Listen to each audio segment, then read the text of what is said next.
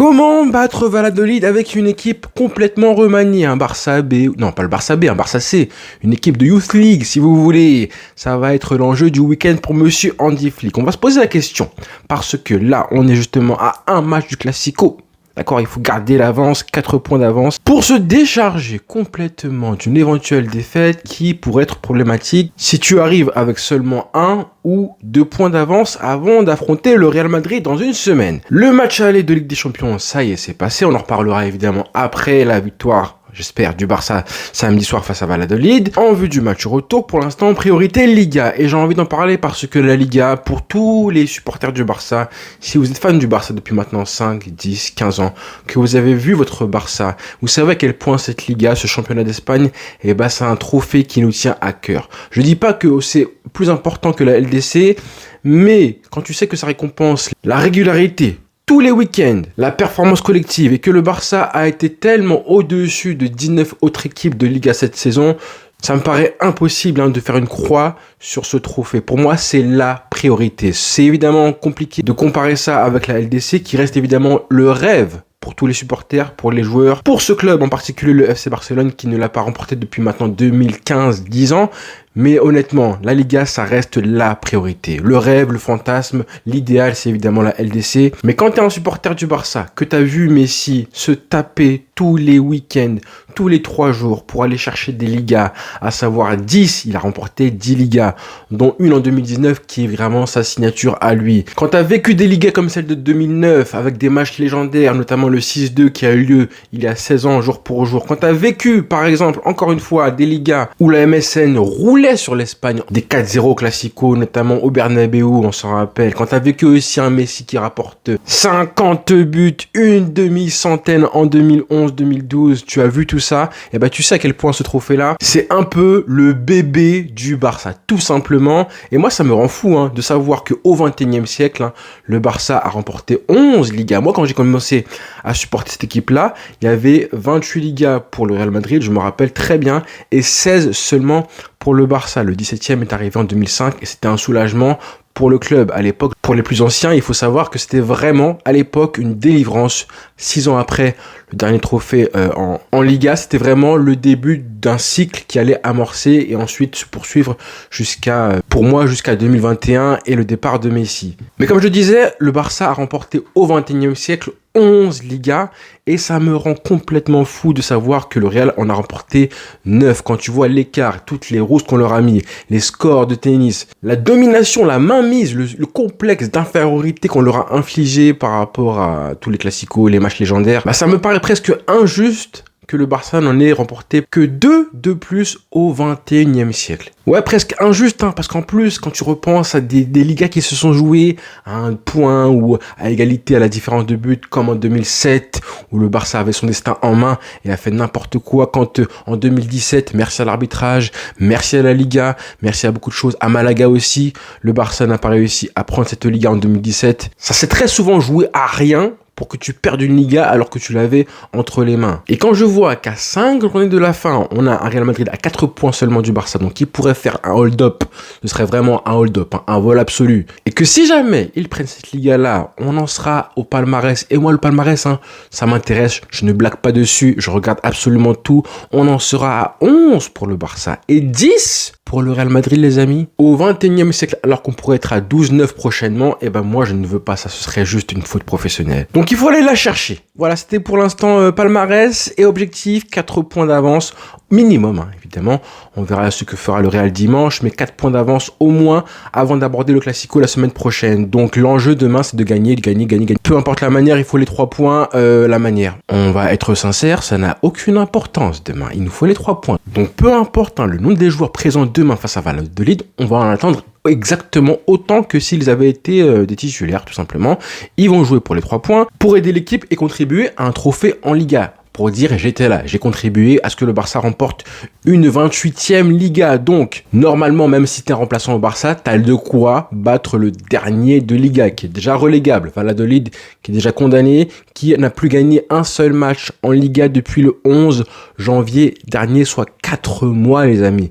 Et au match aller, on s'en rappelle, le Barça l'avait emporté à domicile, non pas 1, non pas 2, non pas 4, non pas 6, 7-0 pour le Barça à l'époque avec un triplé de Rafinha. On s'en rappelle bien, c'était fin août, le Barça avait éparpillé pour la première fois de la saison un adversaire. Vous allez me dire demain ce sera un peu différent puisque ce sera un match à l'extérieur à Valladolid. Oui, mais l'enjeu quand même pour eux, il est moindre, hein, ils ont plus de pression. Ce match ne leur sert à rien, à part, allez, on va dire les coups de pied arrêtés, parce que récemment le Barça a été fébrile et a mangé pas mal de buts, mais à part ça, honnêtement, je pense que le Barça a de quoi, peu importe les joueurs, faire du mal à cette équipe-là. En parlant des coups de pied arrêtés, justement, regardez l'une des raisons qui a fait que le Barça a souffert contre l'Inter Milan ce mercredi, c'est le déficit, hein, côté taille, le déficit physique, hein, niveau taille. Par rapport aux joueurs interistes, on avait côté interiste 5 joueurs dans l'équipe qui mesure plus d'1m89, à savoir Dumfries qui a marqué un doublé, son coup de pied arrêté comme par hasard, et en plus c'est le plus petit des 5. Quand tu compares avec Bastoni, Marcus Thuram 1m92, Francesco Acerbi 1m92 et Monsieur Bissek, excellent défenseur central 1m93, et bah ça faisait un sacré déficit physique de taille pour le Barça qui du coup s'est mangé de buts. Alors qu'au Barça on a justement le plus grand des joueurs qui était même pas titulaire, c'était Araujo qui est entré en jeu 1m88. Le reste, Koubarsi 1m86, Inigo Martinez 1m85. Donc c'est là justement sur les coups de pied arrêtés qu'on aimerait avoir un gardien un peu plus souverain.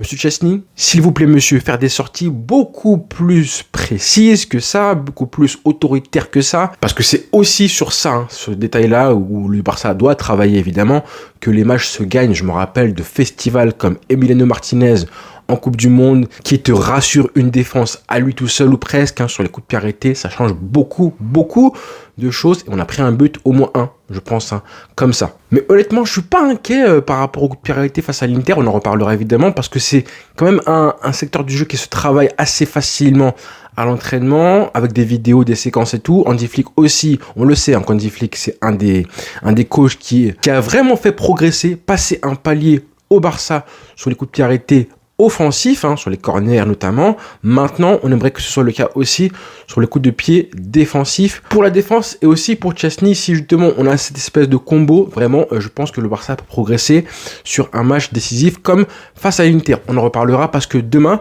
Valladolid n'aura pas cet avantage-là, en tout cas de taille, hein, de différence avec leurs joueurs par rapport à ceux du Barça. On a seulement, entre guillemets, le numéro 9, hein, qui s'appelle Juanmi Lataza, qui lui mesure 1m91, donc voilà, assez costaud, mais qui a seulement marqué 3 buts en Liga cette année, miskin. Et en plus, sur les 3 buts, c'est seulement un but de la tête. Donc on sait que des joueurs comme Christensen, lui aussi, qui a manqué, et là on l'a vu du coup, en défense et aussi sur les coups de pied arrêtés, un mec comme Christensen, ça te fait beaucoup de bien. Donc voilà pour la petite présentation de ce match-là. Alors comment, je réponds à ma question, comment faire en sorte de remporter ce match-là avec une équipe remaniée? Et là, je pense que ce sera vraiment très remanié pour le coup, hein, de la fatigue, et vu l'enjeu évidemment face à l'Inter, et aussi face au Real Madrid. Je pense 3 choses, hein, 3 points essentiels. C'est déjà de faire jouer les joueurs qui sont en forme, les remplaçants qui sont en confiance et non pas ceux qui sont au fond du trou. C'est la base, hein. Vous allez me dire vous allez me dire, bah ouais, logique, mais quand même, c'est important de faire jouer, du coup, les joueurs qui n'ont pas à prouver qu'ils ont leur place dans le 11, qui jouent habituellement, des joueurs qui ont faim, qui sont dans une bonne forme actuellement, pas des joueurs qui n'ont pas joué depuis maintenant des mois, surtout ceux qui manquent d'expérience. Vous voyez ce que je veux dire, hein, Pablo Torre, est-ce que c'est judicieux de le faire jouer maintenant? Je sais pas. Deuxième chose, il y a un truc qu'Hansi Flick a fait très bien récemment quand il a fait une équipe remaniée face à Vigo il y a 2 semaines de ça, c'est qu'il a fait jouer au moins un joueur titulaire par ligne. Ça peut être intéressant. Ça peut être intéressant, on verra s'il le fait ou pas, mais je pense qu'un mec comme Araujo, même s'il n'est pas habituellement titulaire, c'est un cadre. Au milieu de terrain, tu peux faire jouer un Eric Garcia par exemple, qui n'est pas titulaire en puissance, mais qui reste un joueur qui se confirme, qui est un vrai joueur utile, hein. En gros, éviter de mettre un milieu de terrain avec 3 joueurs qui ont moins de 21 ans, qui sont en manque de temps de jeu, éviter un petit peu ce que le Barça avait fait, enfin ce que Hansi Flick a fait en début de saison face à Osasuna à l'extérieur, où le Barça avait mis une équipe complètement C. Et pareil avec un attaque avec pourquoi pas un cadre qui sortirait assez tôt dans le match, hein, un Rafinha ou un Lamine Yamal. Et donc tu permets à ton équipe d'avoir au moins un titulaire à chaque ligne, attaque, milieu, défense, ce qui permet aussi à l'équipe de se reposer sur un joueur cadre. Voilà. Et troisième chose, c'est ne pas trop affaiblir les côtés en fait. Déjà, on sait, c'est officiel qu'on aura Gérard Martin côté gauche, côté droit. Si tu mets Hector Fort, attention, on le sait que Baldé devrait jouer, entrer en jeu 45 minutes, pourquoi pas maximum en seconde mi-temps. Mais imagine, tu te retrouves avec des côtés avec Pau Victor et les droits, derrière lui, Hector Fort, à gauche, Gérard Martin et en ailier gauche Ansu Fati. Là, par contre, c'est un petit peu trop risqué selon moi. Contre l'Inter, on a vu qu'on avait un Lamine Yamal incroyable pour assumer, malgré la blessure de Koundé, un côté gauche à lui tout seul et l'animer, être dangereux. Et on a vu que côté gauche, on n'avait pas Gérard Martin pour pouvoir apporter du poids offensivement. Du coup, le jeu était un peu déséquilibré, le collectif aussi. Donc si jamais tu mets deux côtés assez neutres, et ben là tu te compliques la tâche sérieusement. Donc attention à ce niveau-là aussi. Mais sinon, c'est tout. C'est tout, je veux pas paraître arrogant, je suis assez confiant pour ce match-là, même pour les remplaçants. Ansu Fati, ce serait beau pour l'histoire que Ansu Fati marque un petit but, Ferran Torres aussi. Les deux joueurs qui étaient un petit peu en rivalité à l'époque, on se rappelle du traitement qui était plus favorable à Ferran Torres de Xavi, et beaucoup de gens critiquaient à l'époque Xavi pour ça. Aujourd'hui, je pense qu'Ansu Fati mérite du temps de jeu dans des matchs comme ça. C'est là qu'on veut te voir, garçon. Parce que pour les gros matchs, personnellement, moi, je reste mesuré par rapport à Ansu Fati. Je pense qu'il partira du club.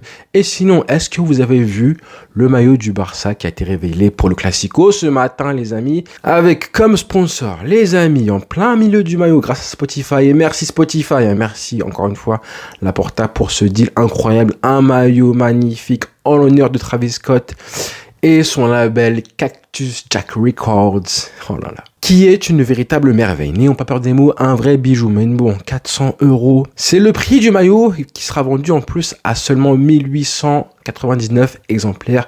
Le chiffre est bien choisi, évidemment. C'est la date de fondation du FC Barcelone, le club qu'on aime. Mais bon, j'espère qu'il y aura au moins une personne parmi mes abonnés qui aura la chance de se le procurer parce que Travis Scott, c'est pas n'importe qui. Je pourrais vous parler de lui comme je parle du Barça. Mais bon, on s'arrêtera là parce que voilà. Là, on est sur un sujet sérieux, à savoir remporter cette Liga, là, la 28e. Rendez-vous ce soir, du coup, en live avec un invité de marque et demain soir pour le match Valladolid-Barcelone sur les coups de 23h après la rencontre pour le débriefing. Voilà les frères, bonne soirée à tous, bon week-end et profitez bien.